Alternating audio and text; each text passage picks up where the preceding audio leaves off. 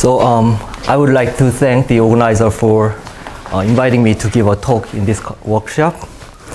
So today I'm going to talk about the classification of log del Pezzo surfaces of Picard number 1. Although my title is somewhat general, so actually I was planning to give somewhat general talk, but I changed my mind to restrict on those surfaces. Okay, so this is the plan of my talk. So first I would like to give a motivation for my study, and then I will define the cascade structure. And I'm going to explain my result, and I will sketch the proof. Okay, so first the motivation. So as everybody in this room knows, so I will only consider normal varieties over the field of complex numbers. So as everybody knows, the del Pezzo surface is a smooth projective surface whose anti-canonical divisor is ample. Okay, so there is a very nice classification theorem. So a smooth surface is del Pezzo if and only if it is isomorphic to the projective plane P1 cross P1, or blowing up of the projective plane in at most 8 general points. Okay, so here there is an explicit description on the generality of the points on the projective plane.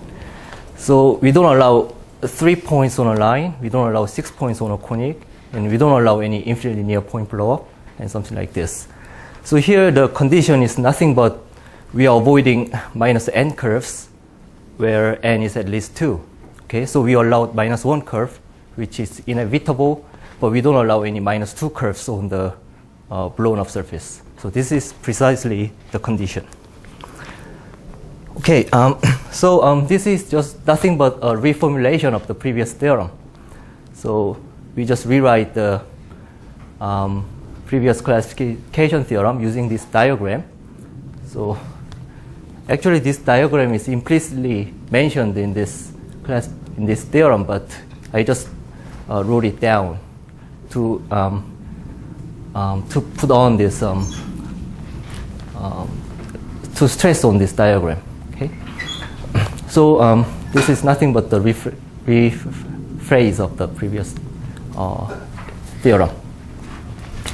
So I will define the notion of cascade later, but basically this diagram is a cascade. This is what I have in my mind. Okay, so here there is a condition. This is the sigma is the blowing up locus, and we have some restrictions. There are at most 8 points in this sigma, and they are in general partition. So this condition is equivalent to the following condition. So condition 1, if and only if all the intermediate surfaces here are non-singular del Pezzo surfaces. Okay, this is somewhat easy. Okay, so the aim of my talk is to generalize this theorem for singular del Pezzo surfaces. Okay, so we'll first look at the simplest case, which is a Duval case. Okay, so a normal projective surface with only AD singularity is called the Gorenstein log del Pezzo surface if the anti-canonical divisor is ample. This is a standard definition.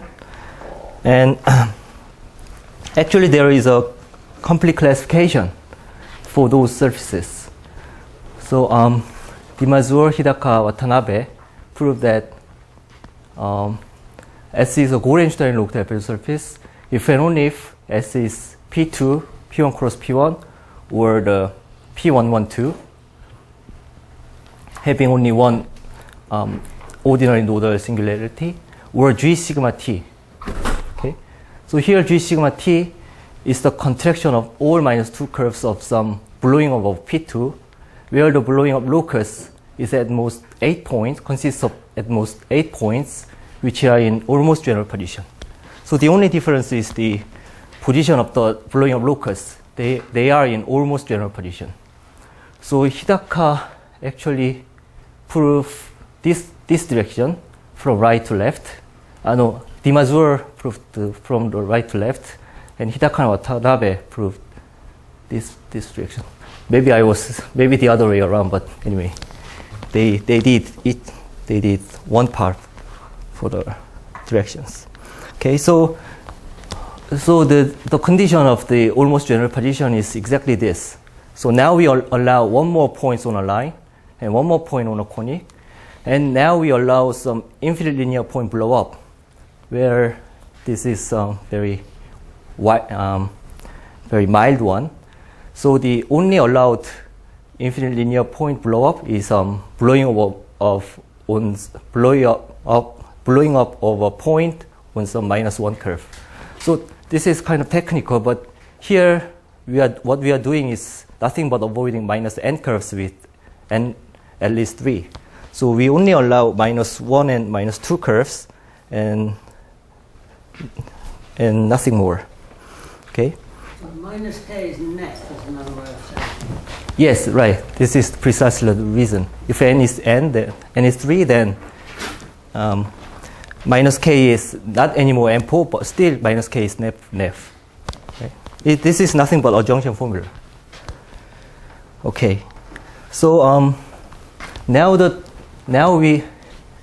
so we still have some diagram, but it's a little bit complicated than before. So S is either one of them, and this is the most complicated one. So this one have this kind of diagram. So the first map here is nothing but a minimal resolution, and now we have two different kind of arrows. So from left to right and from above to below. Okay, this one phi is nothing but a blow down of some -1 curve, and pi is the contraction of all -2 curves, which leads to a Gorenstein-Log-type Pezzo surfaces. So also all the below surfaces are Gorenstein-Log-type Pezzo surfaces, and all those are minimal resolutions, and they are smooth-type Pezzo surfaces. Okay, so this is what is happening in the birational geometry of Gorenstein-Log-type Pezzo surfaces. Okay, so so I'll give you the explicit construction of such surface, so which is a singular cubic surface having 3 cusp singularities, which is projectively equivalent to this surface. So here you have P2 and 3 general lines. So we blow up those 3 intersection points, and we have this configuration. Now we have 6-1 curve. And I have marked 3 points of intersection on that surfaces. So if you blow up those 3 points again, then we have that configuration. Now you can find 6-2 curves, and which have 3 connected components. So if you contract all those -2 curves, you have 3 singular points of 3 cusp. Okay? And if you count the number of blow up, then we have blown up 6 points, and we have contracted 6 P1s, so the Picard number is 1. And it is easy to check that the anti-canonical divisor is ample. So this is the Gorenstein-Log-type Pezzo surface of Picard number 1. Okay? And I have omitted some blown ups here and here, right? So if I write down every step, then this diagram looks exactly the same as this one. Okay? In between, you have another log-type Gorenstein-Log-type Pezzo surface of Picard number 1. Okay. So this is nothing but the rephrase of the classification theorem using this diagram. Okay. So Gorenstein-Log-type Pezzo surface is characterized by those surfaces having this kind of diagram. So our main object to classify is the log-type Pezzo surface of Picard number 1. Okay. Okay, I think everybody knows the definition, but for today, log-type Pezzo surface is a normal projective surface with quotient singularities such that the anti-canonical divisor is ample. So we are not allowing log canonical singularities or boundary divisor, but this is not So actually we can do the log canonical case too, but anyway. Okay, so it is said to be of rank 1 if the Picard number is 1. And the minimum positive R that makes minus RKS Cartier is called an index, Cartier index or Gorenstein index. Okay, so the quotient singularity for the surfaces is nothing but the KLT singularities. So there has been intensive study on the classification of log-Pezzo surfaces, but it is far from being complete. And today we only focus on the Picard number 1 case. So before explaining the classification, I want to give a brief overview on the previously known result. So I'll briefly mention it. So basically people are interested in the classification after fixing on index. So as I mentioned, this index 1 case is nothing but the Gorenstein case. So Hidaka Watanabe completely classified it. In Ye also determined this the number of the moduli. Actually, Hidaka and Watanabe classified the partial singularity types on the Gorenstein log-Pezzo surfaces, and Ye classified the moduli for each fixed singularity type. And Alexeyev and Nikulin, Alexeyev here, Alexeyev and Nikulin classified the index 2 case using this non-symplectic involution on case resurfaces. And Nakayama did a similar result using MMP. This works for positive characteristic too. And finally, recently, Fujita and Yasutake, by extending Nakayama's result, have succeeded in the classification of index 3 case. And this is very, it's good, but it's very complicated. So maybe they expect that the method works for any index, but the thing is, index is not bounded. And as I said, I will focus on the Picard number 1 case. And in this case, there are 2 main approaches. So one is what is called Mianish-Zhang theory, and the other method is MMP. So there has been many people working on those classifications. So in particular, it is known that the number of singular points is bounded by 4. And there are infinitely many such surfaces with 4 singularities. And so we will complete the theory of Mianish and Zhang. So basically, Mianish-Zhang's theory proposed the divide and conquer method. We can there are some cases, and if we have a nice understanding for each cases, then we can have the complete classification. But it is not yet completed before, so we want to complete the theory, and using that, we'll classify all such surfaces. And what is somewhat interesting is it turns out that this classification following Mianish-Zhang's theory leads to an explicit MMP that Kiel and McConnell uses. Okay, so first I'm going to define the cascade structure on such surfaces. So actually before that, there is a very standard way of constructing log-Pezzo surfaces of Picard number 1. So I want to briefly review it. This is a very easy way of constructing.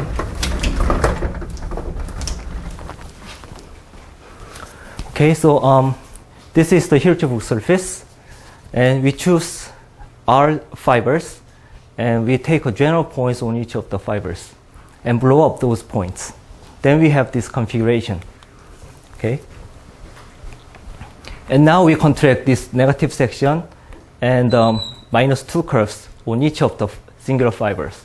Then we have this singular surface. So we have I-1 points of ordinary double points and one more singular points. If n is large enough, then this is rational, or it can be elliptic sometimes. Okay, so we have this singular surface, and this is what is denoted by S. And if if we only use at most 3 fibers from the first, then the resulting surface S is a log-Delpech surface of Picard number 1. Okay, so here also we have blown up R points, and we have contracted, we have contracted 2R plus 1. Okay. Oh no, sorry, maybe I have mistake. Okay, so I have missed some intermediate step.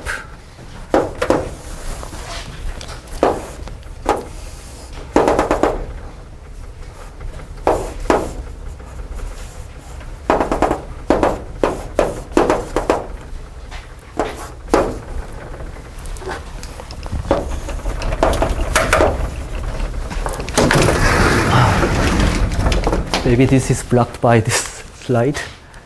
So, sorry. This is the intermediate step. So if you blow up those R points, then you have 2 minus 1 curves in the fibers. And if you blow up those intersection points, then you have this configuration, right? So we have blown up 2 R points, and we have contracted 2R plus 1 points, so the Picard number is 1. And it's very easy to check that this is a log-Delpech surface. I mean, the anti-canonical divisor is ample. Okay, so this kind of Delpech surface is called a standard. Okay.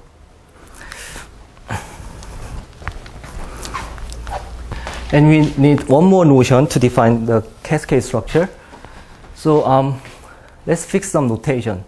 Let S be a log-Delpech surface of Picard number 1, and let F be the minimal resolution, and S prime will be the resolved surface. And an irreducible curve on the minimal resolution is said to be minimal if this minus ks degree is minimal positive. Okay, so this is minus k minimal curve, and this always exists because for a log-Delpech surface we have an index, and this number should be a rational number of this form. So there should exist. Sorry? Counting zeros. Ignoring zeros. And there is always. But the Picard number is 1, so minus k. Well, the exceptional curves intercept by 0, no? Sorry. Exceptional curve. Yeah, non-exceptional. Sorry. Right. Okay, non-exceptional curve having this property. Okay, so it is known that if the Picard number is at least 3, then this is always a minus 1 curve. So this is not very easy, but anyway, one can prove this. And this minimal curve should meet a component of the exceptional divisor of the minimal resolution. Okay, so and we want to imitate the diagram that we have seen before. So I'm going to present 2 diagrams, because in general the minimal model of the rational surface is either P2 or a Hilbert surface. And luckily for the Gorenstein case, it was sufficient for dealing with projective plane, but now we really need to take care of this Hilbert surface case. So there should appear 2 diagrams. Okay, this is the first one. So any log-Delpech surface of Picard number 1, if we have it, then take a minimal resolution and do exactly the same. But now we have some more description on the map. This map, previously this is a blow down of a minus 1 curve. Now we only blow down of a minimal curve that I mentioned. Okay, so we only contract those minus k minimal curves on the minimal resolution level, and contract all the negative curves except for the minus 1 curve, right? So minus n curves with this property. Then if you and we also want those below surfaces to be log-Delpech surfaces of Picard number 1. Okay, do the same. And Sorry. Yes. And finally, this final product, and I want this to be Gorenstein. I mean, Gorenstein Log-Delta surface of Picard number 1. Okay, so this is a kind of one non-trivial thing. So since we have a very nice kind of cascades on the Gorenstein Log-Delta surfaces, now we can connect by connect with the previous diagram. We can connect this to the projective plane. And similarly, we can think of diagram T. This is going to the Hilbert surface. So actually the slide is exactly the same by replacing S by T. The only difference is standard. So the final product is standard, like that I explained here. Okay. So now here M is not 1, and so we have two diagrams. Now we define the cascade structure. So we say log-Delta surfaces of Picard number 1 have a cascade structure if every singular log-Delta surface of Picard number 1 is isomorphic to one of this one. This is the contraction of the negative section on the Hilbert surface, or G sigma or T sigma. Now T2 is not here because I assume that it is singular. Okay, so one of those three types, and which admits the diagram, corresponding diagram, and such that this G sub sigma K is a log-Delta surface of rank 1. Okay.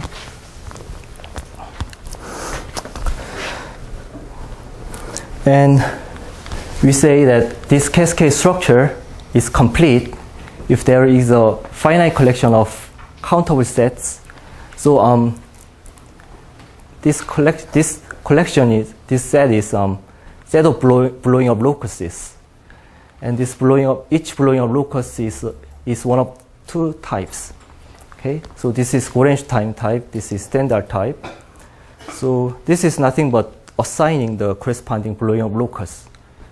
So pi plus 1 is a point on the blow up of the previous part, where we are starting from a Gorenstein log-Delta surface of Picard number 1.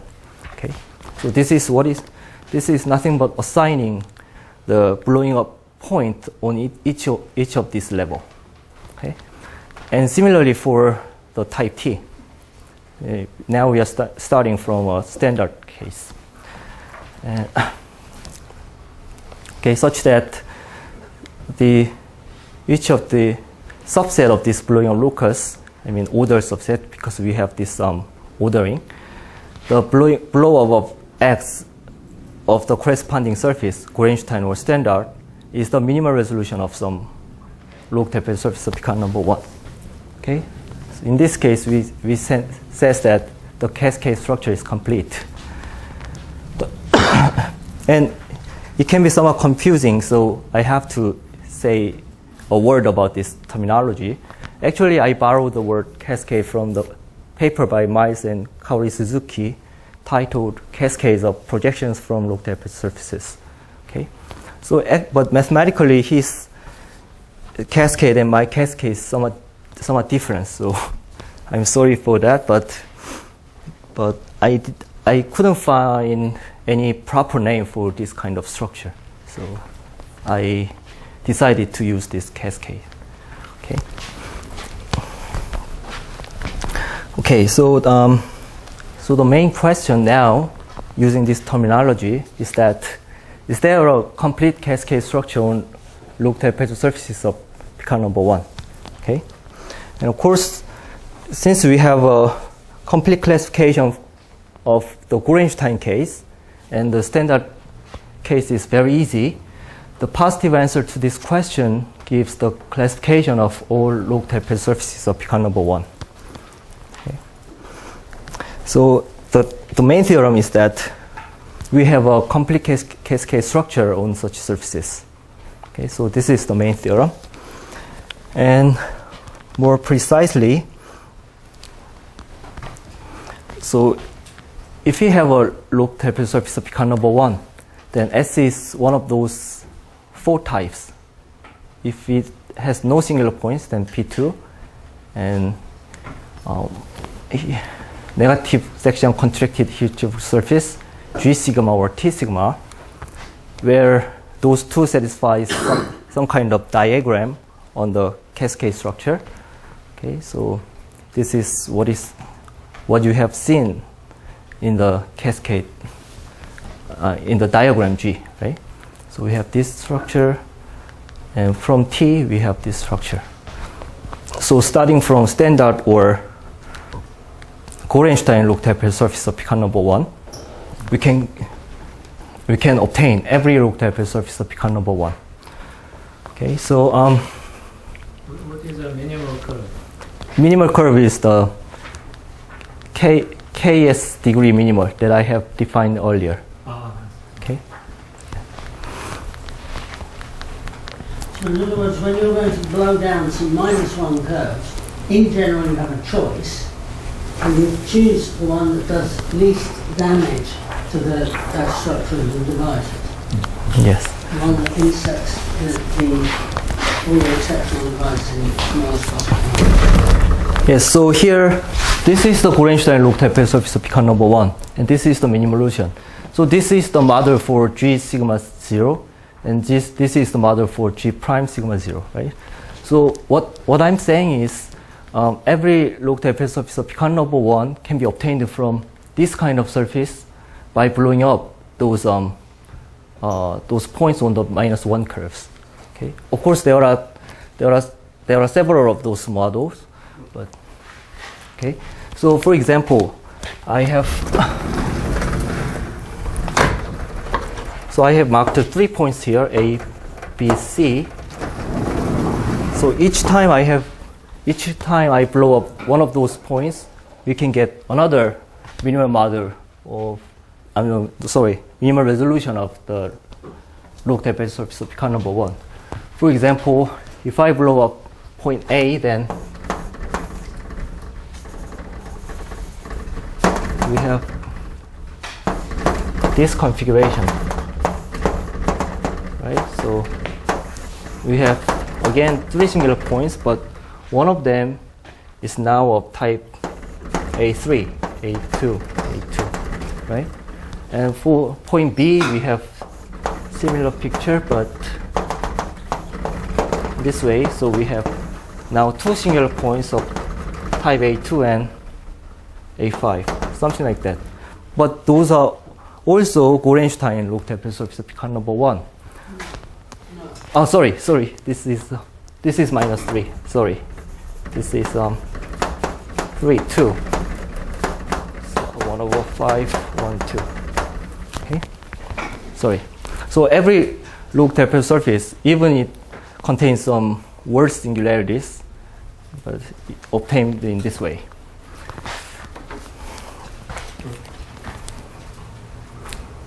Okay, then maybe the most intriguing question is the converse direction, right? If we have some finite number of configurations, and we have finite number of choices for the blowing up, then we do the similar process in this way. Then the question is every surface obtained in this way is a log-Taipei surface of Picard number 1? Okay, this is kind of a natural question, so I'm going to say a word about that. Okay, so before explaining on the converse direction, I want to remark that the main part of the proof is to classify the configuration of C plus D. Here C is a minimal curve, and D is the reduced divisor of the exceptional curves of this minimal resolution, when the intersection number of C and D is 2 or 3. It is known that CD is bounded by 3 anyway. Okay, and there are some standard and Gorenstein Taipei surfaces of Picard number 1. Okay, so the a surface can can belong to the Gorenstein one, or at the same time it can belong to the standard one. So the surface is not uniquely determined of this cascade. And the intriguing question is the existence of certain complete cascade structure, but is not trivial at all. Because if we take some cascade structure, I mean the explicit assigning of the blowing up locus, we get some normal projective rational surface of Picard number 1 with KNF. So we have examples with K ample or K numerically trivial, or it can, usually in general, it can have some non-quotient singularities. Okay, so the completeness is actually not trivial. So to have the completeness, we need some extra conditions on the blowing up locus. So to be clear here, Yes. you're doing a pile of blow-ups, Yes. and then you're taking a Zariski decomposition of the anti-canonical diversion. Yes. So there's a part of it that's negative that you intend to contract, so you don't see it. Mhm. And then the remaining thing, you could have that K is ample, for example, up to contracted. Uh-huh. And Yes. that's what you're saying. So you don't necessarily end up with del Pezzo surfaces. Uh-huh. You end up with something slightly worse than Yes, yes. what you were. The converse of your theorem doesn't work directly because you Right. get some worse cases. Yes, that's right. That's right. Okay, so actually we have this if and only if condition. So if we restrict on the blowing up locus, so there are two problems. So one is the issue about this class of singularities, and one is the issue on the negativity of the canonical divisor. So we just put the conditions here, okay, on the blowing up locus. We just want this to be ample, just condition, and we just put the condition that the contracted divisor should have the quotient singular points. So this is nothing but just claiming to have those kind of converse direction. Sorry, would you give an explicit example in which you have this problem with non-quotient singularities? Right. Non-quotient singularities. Yeah, in the first slide, you said that there is a problem. Okay, yes. So, for example, here, if we blow up this point, then we have a cycle here. Then this sometimes it can contract to an algebraic surface, but which have an elliptic surface. Okay. Sometimes it's not contract to an algebraic surface. It's just okay. So there is a high probability that we don't have a quotient singularity. This is the more general case. And the tricky thing is to avoid, about this issue. And I have many examples, but it's a very complicated construction. Okay, and similarly for the diagram T, exactly the same, starting from the standard one. So actually for the condition 3b, there is a very easy numerical condition for checking this condition. So I have put those two conditions. The first one is about this configuration of these exceptional divisors, and it is very easy to see which contracts to quotient singular points or not. It's just a topology of the dual graph. And for the second one, we have a numerical condition. So if we use computer, then we can easily generate all the surfaces coming from this standard one or Gorenstein one. Of course, there are infinitely many, but up to some stage, we can enumerate them all. Okay, and one side remark is that the toric case can be also easily characterized, because Actually, there has been some classification of toric log-type surface of Picard number 1 up to 16 or 17. And their method depends on the computer calculation, and it works for any index, but the complexity is extremely high, so they have stopped in the 16 or 17 cases. But anyway, in this case, in this way, we can also characterize the toric case too, because in this example, so we have chosen 3 general lines. So if you know toric geometry, this is nothing but torus invariant divisors, right? And we have blown up those 3 intersection points, which is a torus fixed point. So this surface is also toric variety, and also by the same reason, this is a toric surface, and this one too. So if you look at this, A and C are torus fixed points, but B is not. So this is not toric anymore, and this is still toric. So in this way, we can also characterize the toric case too. Okay. And indeed, for the converse direction, there is a complete cascade structure such that the cardinality of sigma is 14. That means we have 14 such things. So this is one of the cascade structure, right? So we have 14 such a starting surface that, and this is complete. That means every log-type surface of Picard number 1 can be obtained from 14 such a kind of configurations. Okay. Okay. So there are 14. Okay. So I have erased the first one because this coincides with this one. And this 3A2 is nothing but this one with M is, what is that? I mean, M is 2, right? M is 2. Okay, this coincides this one. And there are 3 cases for the 9, so there are 14 types. So the first 7 cases are from the Gorenstein one, and the others are coming from the standard surfaces. One can easily obtain those surfaces. Sorry. For the sixth type, it's coming from the Gorenstein, and the other ones are coming from the standard one. Okay. Okay.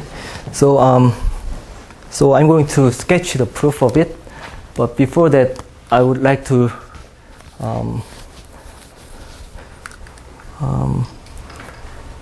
stress that this kind of classification is very algorithmic, because first we want to find this -1 curve, which is minus ks minimal, which is numerical, and this configuration is also the numerical condition, and this amplitude of the anti-canonical divisor is also numerical. We have a numerical criterion, so we can do all the numerics using computer. Okay. Okay. So I'm going to sketch the proof. So actually, right before my talk, the staff told me that there will be another colloquium talk from other department starting from 4, so I should finish earlier. So I'm nervous to say quickly, but I was too quick. So maybe I have more than enough time. Okay. Anyway, I'm going to give you the sketch of the proof.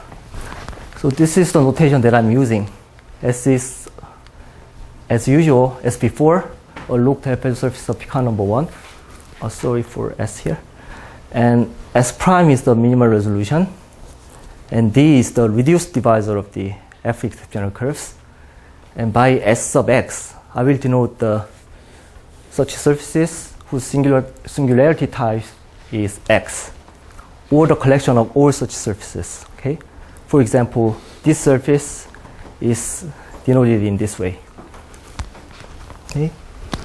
And actually, we have a complete classification for Gorenstein case. So there are 27 singularity types. And for each fixed singularity type, we know how many are there. how many there are. So for given singularity type, there are exactly two surfaces in those three cases. This is kind of a -1 curve is touching something like this. The we have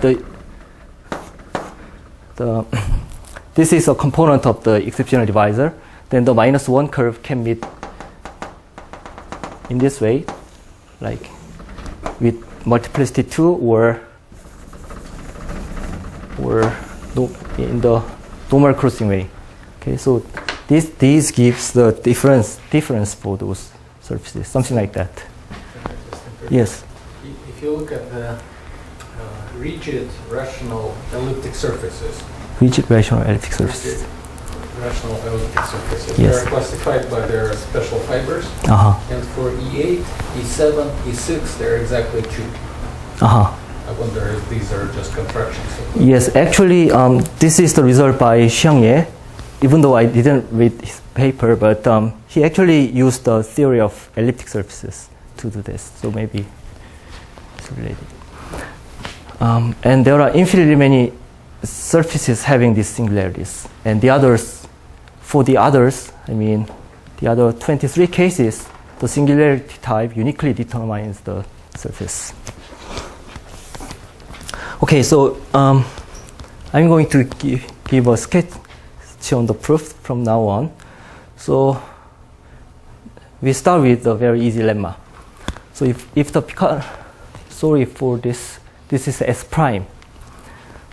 Okay, so if the Picard number of the minimal resolution is bounded by 2, then the log-Pezzo surface is one of those two.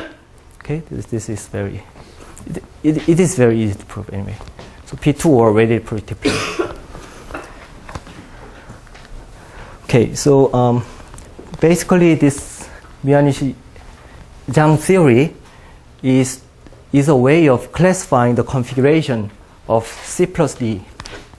C is the minimal curve and D is the reduced exceptional divisors of the minimal resolution.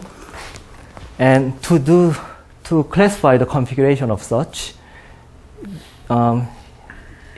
Mianishi proposed to look at the linear system C plus D plus Ks prime. Okay, of course this linear system is either empty or non-empty. So there are two cases.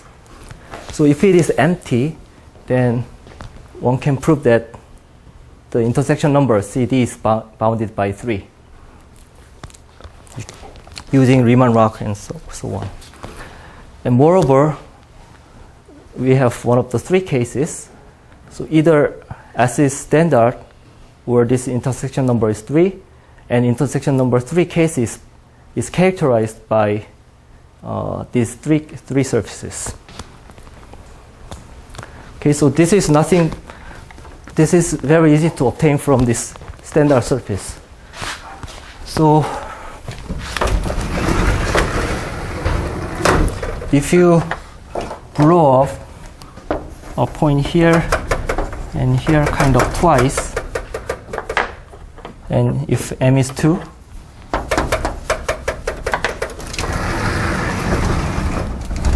then the configuration looks like this.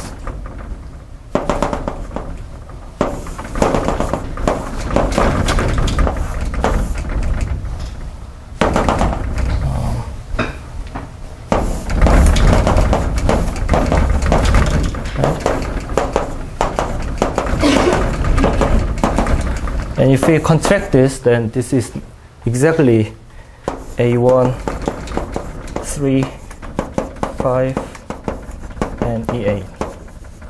Right? And if we contract this -1 curve, then we have 2, 3, 4 is 7. And if we contract this again, then those right? Those 3 there. Sorry.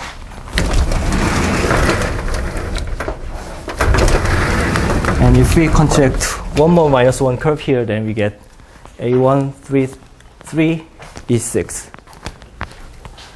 And actually there is one more -1 curve here.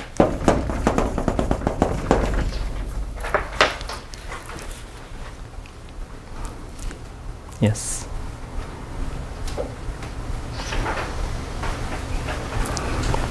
Okay. And actually here this curve is the minimal curve. This is the minimal curve actually. So the configuration is like this. -2, -3, -5.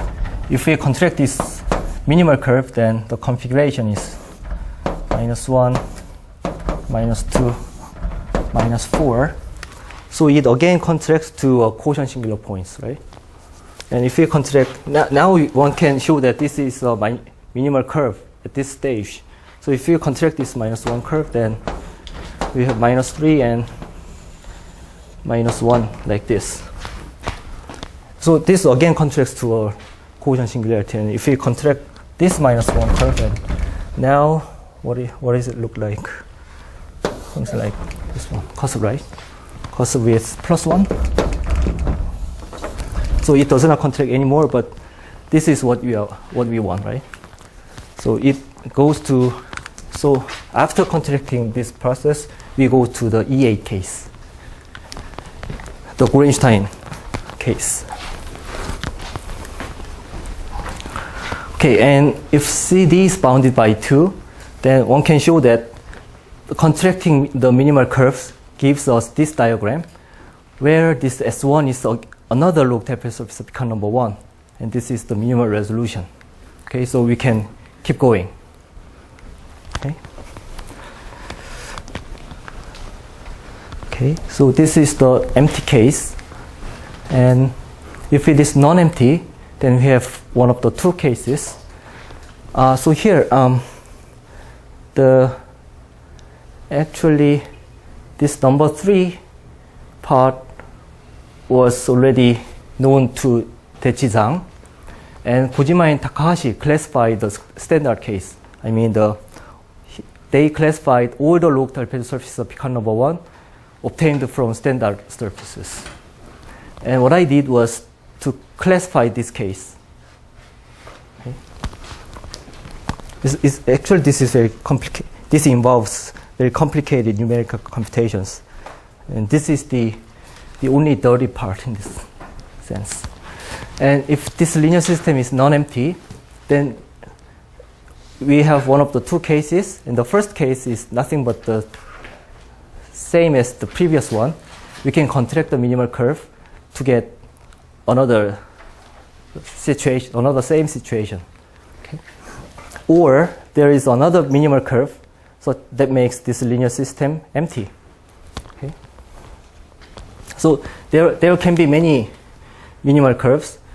Some of them have this linear system empty, non-empty, and some of them makes this linear system empty.